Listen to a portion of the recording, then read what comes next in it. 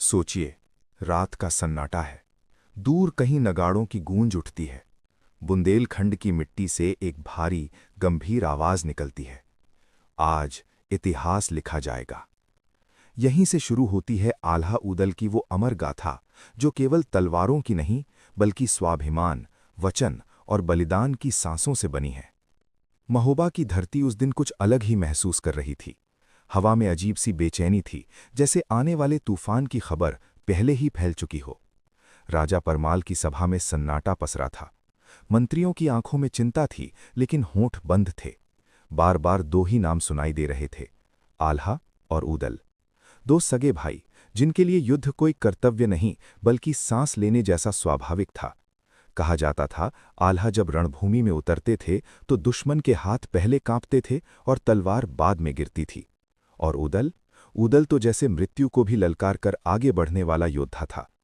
उसी सभा में संदेश पहुंचा, पृथ्वीराज चौहान की सेना आगे बढ़ रही है। युद्ध अब टाला नहीं जा सकता। ये सुनते ही दरबार में और गहरा सन्नाटा छा गया। तभी ऊदल धीरे धीरे आगे आया। उसकी आंखों में न डर था, न संदेह।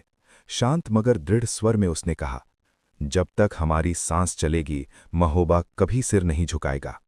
उस एक वाक्य ने पूरे दरबार में जैसे जान फूंक दी। युद्ध की सुबह आई। सूरज मानो जानबूझकर देर से निकला हो, ताकि इस महायुद्ध को ठीक से देख सके। रणभूमि में घोड़ों की टापें, नगाड़ों की गूंज और तलवारों की चमक एक साथ दिल की धड़कनों से टकरा रही थीं। पहला वार आल्हा ने किया। ऐसा प्रचंड प्रहार के सामने खड़ा योद्धा संभल भी ना सका। हर वार के साथ आल्हा के चेहरे पर महोबा की शान झलकती थी। दूसरी ओर ऊदल अकेला ही कई योद्धाओं पर भारी पड़ रहा था। कहते हैं, जब ऊदल तलवार उठाता था तो धरती तक कांप उठती थी। लेकिन युद्ध केवल ताकत का खेल नहीं होता, ये धैर्य और भाग्य की भी परीक्षा लेता है। एक ऐसा पल आया जब ऊदल चारों ओर से घिर गया। शरीर पर घाव थे, सांसें तेज थीं, लेकिन आंखों में अब भी ज्वाला थी। दूर से आल्हा ने देखा, भाई संकट में है। वो बिजली की गति से आगे बढ़ा। तलवारें टकराईं, चिंगारियां उड़ीं। दोनों भाइयों ने पीठ से पीठ लगाकर युद्ध किया, मानो वे दो शरीर नहीं, एक ही आत्मा हों। उस दृश्य को देखकर शत्रु की पंक्तियां डगमगाने लगीं। फिर वो क्षण आया जिसने इस गाथा को अमर बना दिया।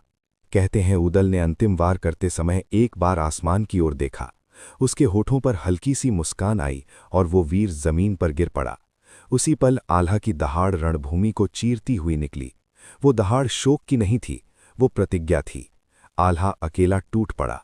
ऐसा युद्ध किया कि शत्रु को पीछे हटना पड़ा। युद्ध समाप्त हुआ, लेकिन कहानी नहीं।